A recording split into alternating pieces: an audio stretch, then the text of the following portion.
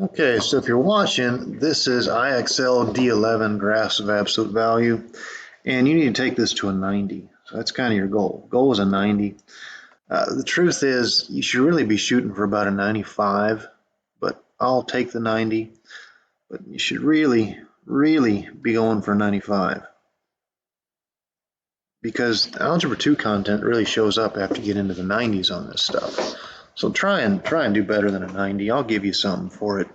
But try and do better than a 90. What we're doing here is we're graphing absolute value. Now, this is not number line graphing. This isn't, on the number line. This is on the XY axis.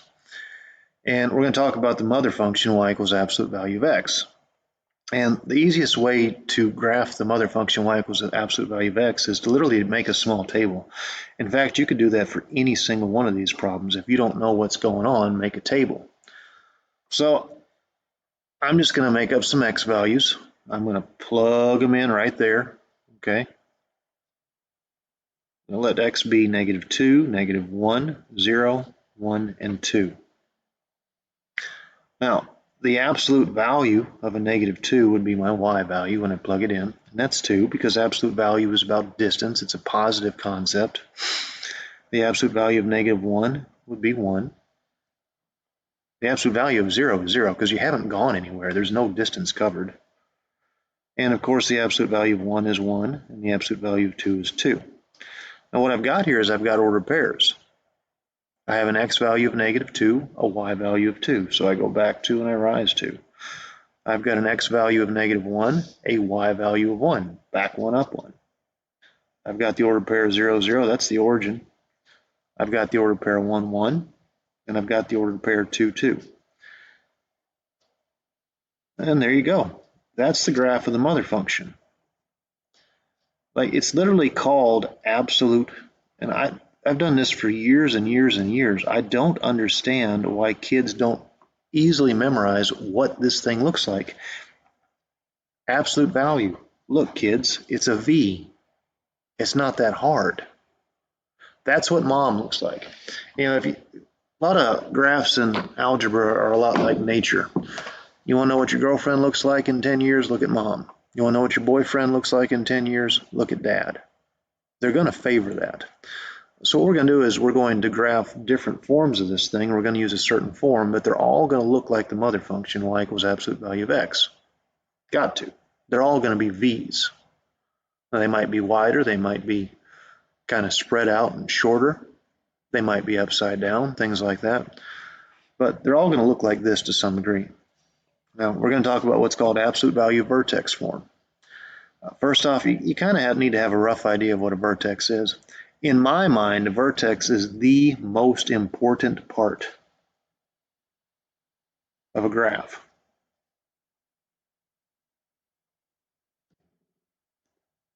It's a lot of things. It's the axis of symmetry.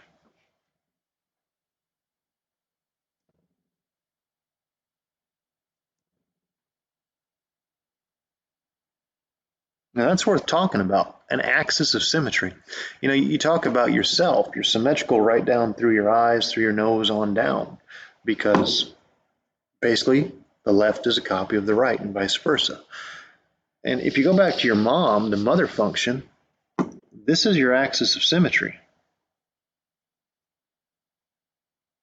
It happened right here. That points the vertex. The vertex happened on the mom at 0, 0.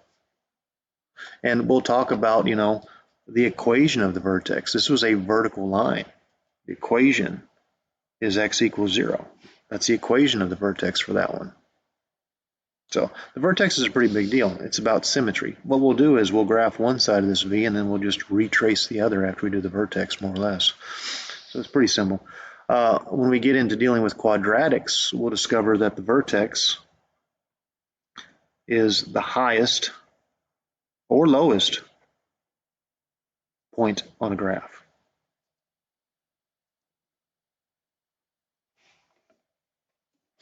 And when it comes to graphing,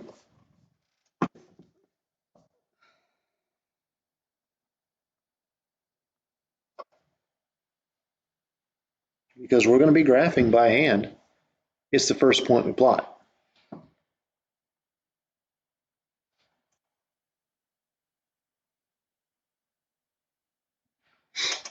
Now, absolute value vertex form is any equation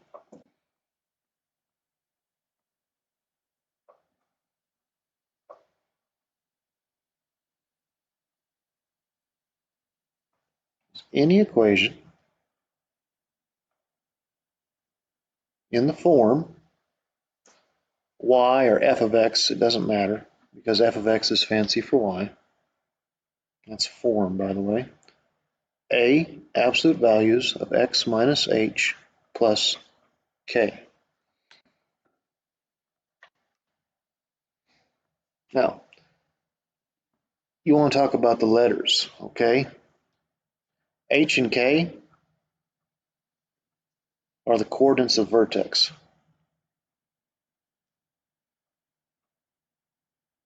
And I want you to notice something. We talked about this when we were dealing with point slope form. You can kind of think of absolute value bars kind of like a set of parentheses. In a sense, they kind of are. You know, they're kind of a prism. But when I escaped that prism, notice what happened to the sign. Sign change. The sign changed. I didn't change the sign on K, mainly because of its location. Had it been on the left, I would have changed the sign. But I didn't change the sign on K, I kept that sign. And you've just got to keep that sign.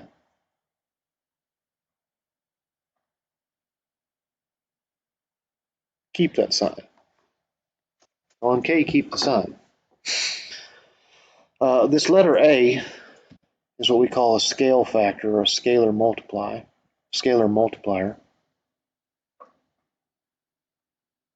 And for absolute value, you can kind of think of it as slope. It kind of is, it's really not, but it works well if kids think about it as slope. Now, there's some things about A. If it's positive, the graph opens up. If it's negative, we open down. Now, by the way, you're watching this video. If I'm going too fast for you, there is a pause button. There is. And if you have a question, I realize that I can't answer it, but you can kind of ask yourself and try and imagine me talking to you. The answer might come to you. I don't know. But I'll try and go slow, and I'll try and explain it the best I can. But you can always hit pause, kids. You can always hit pause.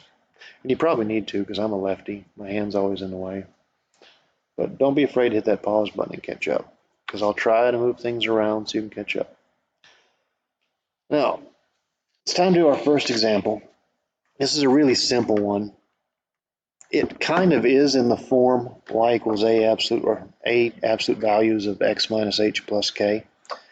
It kind of is. And the first thing first, this isn't meant to be a trick question. It's really not.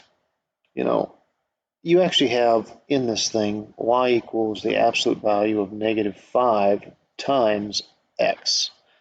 Well, if you just focus on the number, the absolute value of -5 is +5. So you can go ahead and just change that real quick to absolute value of 5x. You know, you can only do that with numbers. You cannot do that with a variable. Let's make a little note on that. Absolute value of a negative number is positive. Do not do that with a variable. Do not change variables. You know, but you can change numbers, and we'll talk about when you shouldn't change variables. If you have something like 3 minus x, don't change that. Leave that alone. Now, when you were doing the solve absolute value equations, I didn't mention this because it leads to a lot of confusion at that point in time, but you've been in school now for 4 weeks. You actually can pull things out of absolute value. You can pull a constant out. I can pull this 5. I can put it right in front of absolute value. All right? Now, I'll make a table to reinforce this in just a second. But if I think about my form, and let me rewrite this down here so I can line things up better. If I think about my form y equals a absolute values of x, minus h plus k, all I've got is this y equals 5 absolute values of x. Well, here's what I know. I know that my scale factor, or for most kids, how they need to think about it, my slope. It's not slope. It's not called slope, by the way. Slope is a linear thing. These aren't lines. Is 5. Okay? Now, that's really the only difference between this child and its mother. So go up to the mother. The mother has a vertex at 0, 0. There's no real mention of an h and k here. They're kind of understood to be zeros. And if you need to think about that, that's 5 absolute values of x plus 0 plus 0. You can always add 0 to anything. This thing has a vertex at 0, 0. That's the first point you plot. And you know, mom has that same vertex because mom is just this piece. So the child has that piece. Now, the scale factor is 5. And again, I'm telling you, you can think of it as slope, but don't call it slope. It means from this point, rise 5, run 1. Rise 5, run 1. Now, I talked about the vertex being the axis of symmetry. I'm just going to draw that in. This is a V. This point is 1 unit to the right of the axis of symmetry, just kind of like your eye might be an inch or 2 from your nose. For some unfortunate people, it might be 3 inches from their nose. But if this point is 1 unit to the right of the axis of symmetry, there is another point that must be 1 unit to the left. And it only takes 3 points to draw a V. So there's my 3 points. And this graph is 5 times as steep as mom. It's a narrower graph. Okay, it's steeper. It accelerates upward at a faster rate. So that's why we kind of call it scale factor. The y value is increasing 5 times as fast. And this is y equals 5 absolute values of x. Now, you know, I mentioned something. Some kids just don't grasp things. You can always make a table of values. You can. And you only need 3 points to draw a V. And let's say you don't understand this whole absolute value thing, like where I made the -5 a positive. It's not a huge deal. But this is kind of a waste of time. It's a lot slower. If you only need 3 points, I would pick those 3 points. X values of -1, 0, and 1, because they're right around the origin. And this thing looks like a V. Well, y would be the -5, absolute value of -5 times a -1. And a -5 times -1 is 5. So this is the absolute value of 5, which is 5. Sure enough, that's a point we already plotted. Talk about the 0, the negative absolute value, can't talk. The absolute value of -0, well, that's still 0 because there's no such thing as a -0, it's 0. 0 doesn't have sign. And the absolute value of a -1, oops, I forgot the 5 right here, didn't I? It doesn't matter. The absolute value of -5 times 1 is the absolute value of -5, which turns out to be 5. You can always just make a table, kids. You can't do your transformations, make a table. All right, now we're on to this guy. Let me rewrite it down here so I got some workspace. Y equals the absolute value of -3x minus 2. Now, let's fix this piece. You know, what did Mr. Milbrath do last time he saw a -3 times, or last time I saw a -5 times x? Very, very similar situation. Well, I made that piece positive. After I made that piece positive, what I did is I pulled this 3 out front because I can do that. So 3 absolute values of x minus 2. That's where you should be at with this thing.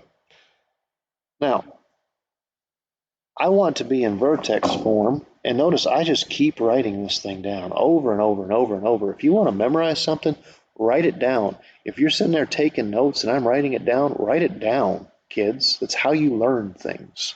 You can't just stare at it.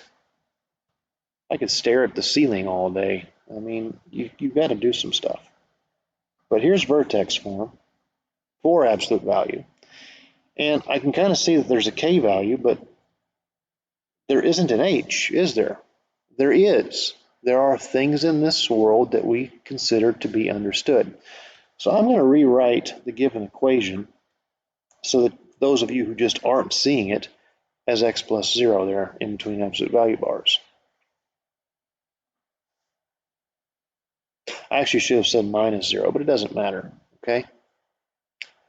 Now, my scale factor A is 3. That means I'm going to rise 3 and run 1 from the vertex, and the vertex is what matters.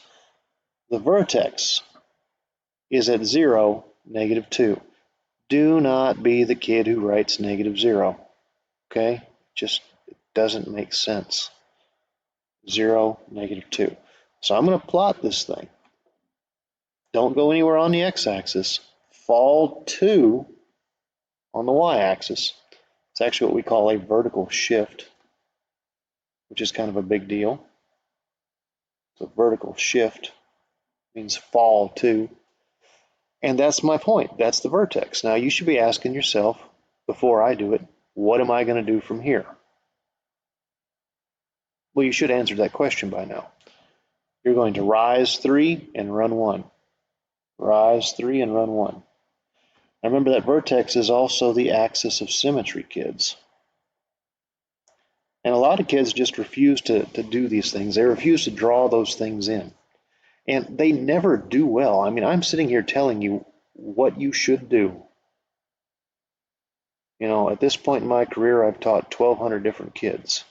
I can tell you who passes, who flunks, pretty much within the first week, based on what you're willing to do. If you're not willing to draw on an axis of symmetry, you're never going to understand graphs. You're done in the world of mathematics. You are done because you won't do the little things. So that's drawn in. And if this point's 1 to the right, then there must be a point 1 to the left. And there is your perfect V. Now I assume when you do this on IXL, I don't remember, I remember doing a couple of them, that you only have to plot 1 point and it draws the rest of the V for you. So it'd be pretty easy on IXL. Now I would say, do you have any questions? But you can ask yourself the question, you can hit pause, try to figure it out, but that's how that one's done. So moving on.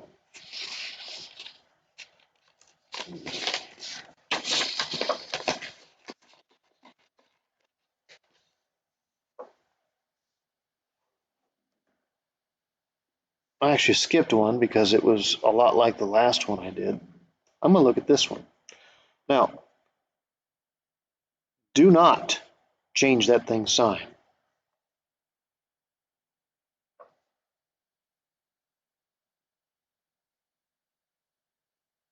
Well, do not think that you can take the absolute value. We're going to change its sign eventually, but don't do that as your first step. This isn't negative 1 times x, this is x minus 1. So you can't just change a sign there, kids. I'm going to line this thing up with that vertex form.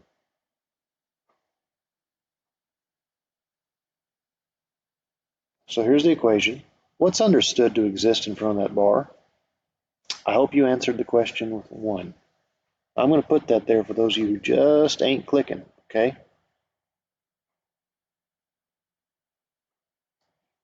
It lines up perfectly, and that's what this stuff's about. When we talked about point slope form, you know, I would always tell you, write down point slope form, line things up. Now, pause the video, ask yourself what the vertex is. Once you think you know it, resume the video. The vertex is at 1, negative 9. Deal is change sign, keep sign. It's called K, keep the sign. Okay? Get that. Your scale factor, which you can think of as slope, is 1. Now, be thinking about how you want to graph this thing.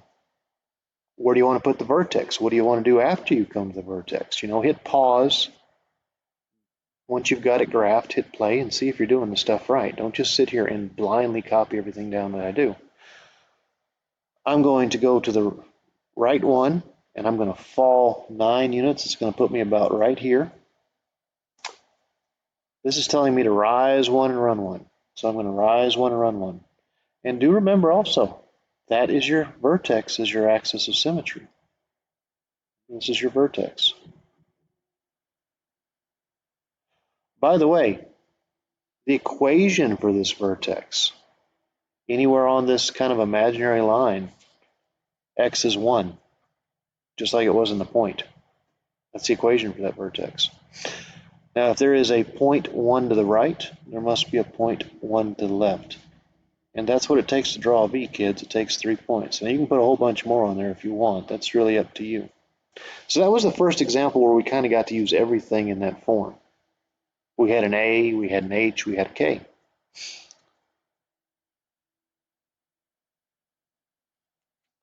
Now, like I said, I'm not going to cover everything I have in these notes with you because some of them are just redundant. But this one right here is worth doing.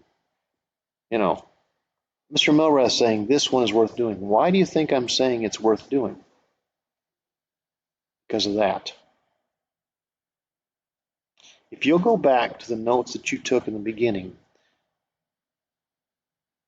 A is negative, isn't it?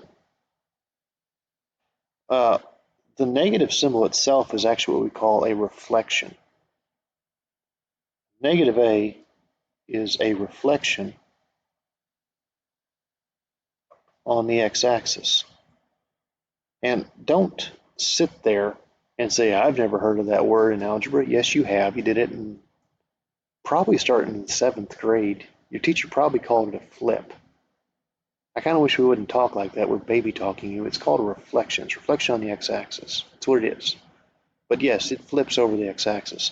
Now, what this means to us is that our V will open down, because we can think of this as falling 4 and running 1. That's no big deal. Now, I'm going to be a little lazy, save a little time. I'm going to write the vertex form up above. Y is A, absolute values of x minus h plus k. You're going to hit the pause button and try to find the coordinates of the vertex, figure out the slope, and try to draw it.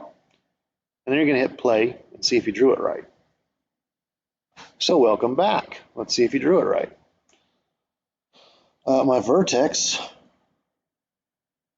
is at -6, remember change sign, +4, keep sign. It's called K for keep the sign. So I go back 6, I rise 4, and I'm going to go ahead and draw in that line of symmetry. And you don't have to, on IXL, write the equation for the line of symmetry. You don't even have to show the line of symmetry because you can't. But its equation is x equals -6, the x coordinate, or the value of the x coordinate in the point. Now the slope here is to fall 4 and run 1. And it's a V, so you got to do it both ways. You fall 4, you run 1. Well, by symmetry, there's a point equidistance on the other side of line of symmetry.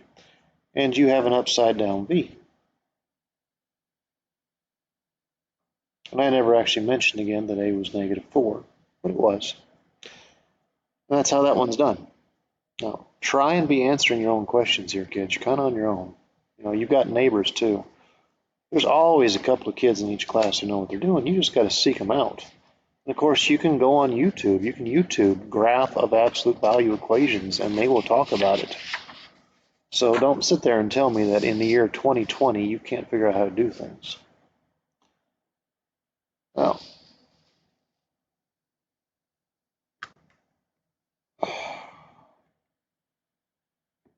here's the next one of interest. And it does say to start seeing things like this, you have to get above a 90. I'm not going to quiz you on little baby things. I'm going to quiz you on stuff like this. So this is where you need to be. You need to understand that this is where you need to be. Now, I don't know if you've ever looked at what's on the front of my room. You know, I've got that poster up there. But there's Milbrath's 10 Commandments of Math. And Milbrath's first commandment is if you can pull it, pull it. A negative 2x and a positive 8 have something in common. What they have in common, kids, is that they both possess a negative 2. It's called factoring. You're factoring out a common term. So what I'm going to do is I'm going to factor out the negative 2.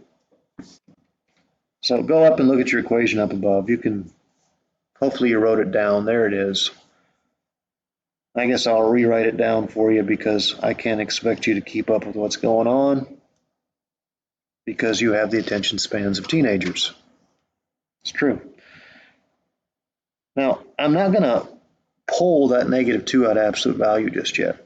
But if I pull a negative 2 from a negative 2x, there is an x remaining, okay? Think about the distributive property when I multiply these pieces together, and that, by the way, is absolute value bars. If I take 8 and I divide it by negative 2, I get minus 4. Then I still got that minus 5 out. Now, if you go back and look at your notes, whenever I had a number times just one thing inside absolute value bars, I was able to cancel out the sign. Well, I have that. I have this negative 2 times some stuff, this being one piece actually because it's wrapped in parentheses. So what I get to do is I get to make that negative 2 positive because it's a number and I can do that. Now, you go back and you look at the first example or two I did. What can I do with that number? Since it's a number times some stuff, I can put it in front of absolute value bars. And what's left inside is x minus 4. And I'm able to drop the parentheses now. I don't need the parentheses anymore. There's no reason for them to exist anymore because the absolute value bars are serving the same purpose. You know, I could put that 2 back in. Wouldn't be a problem. Really, really would not be a problem. And then I have my minus 5. Okay, I have everything I need. Again, you'll notice I'm writing this down because I should. My scale factor A, which again you can think of as slope, it's not slope, but you can think of it like that, is 2. And my vertex, you thinking about it, do I change or do I keep? Do I change or do I keep? Change. This one is a liar. It always lies to you. If it's in parentheses, if it's in bars, it's do opposite, kids. It's a liar. This one you can trust. You keep it. It's got a K. And here's what I'm going to graph. I'm going to graph this thing. So I've got everything I need. I go back to my grid. To the right 4, fall 5 to plot that vertex. And my slope is to rise 2 and run 1. And of course, I've done this for so many years that I'm guilty myself at this point in my life of not drawing it because I don't need to anymore. But my slope is to rise 2 and run 1. Now I say that there are some things like when I start graphing harder functions that I need that vertex there for because it just makes it mentally easier. So I wish you'd get in the habit of doing it. Now, some weird things happen there, and I've seen things like this taught a myriad of different ways. And I'm actually going to go to my TI-84 and just check that I have a graph that looks right. You know, that whole negative thing in there, that bothers me a little bit. It does. Now, if you have a TI-84,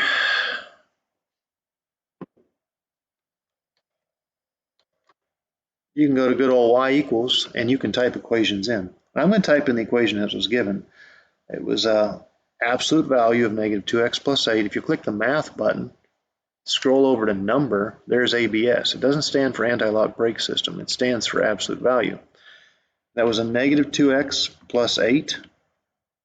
And then outside of that, we have this minus 5, so minus 5. Now, every time I ever teach a kid how to graph on the T84, I don't tell them to hit the graph button. I don't know who tells kids to hit that graph button, but you don't hit the graph button first because you don't know who used your calculator last.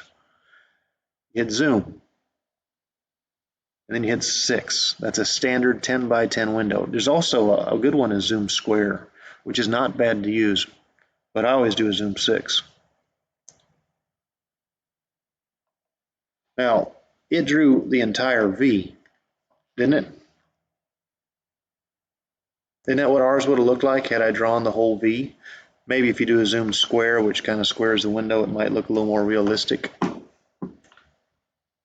But I think you can see that we did it right. We did some crazy transformations, but it was done right. So that's how you do those. That covers graphs of absolute value. You now have everything you need to know on how to do IXLD11. So do IXLD11, get it to a 90. I'd really like you to get up into the 95 range, but get it to a 90, kids. And enjoy the rest of your day.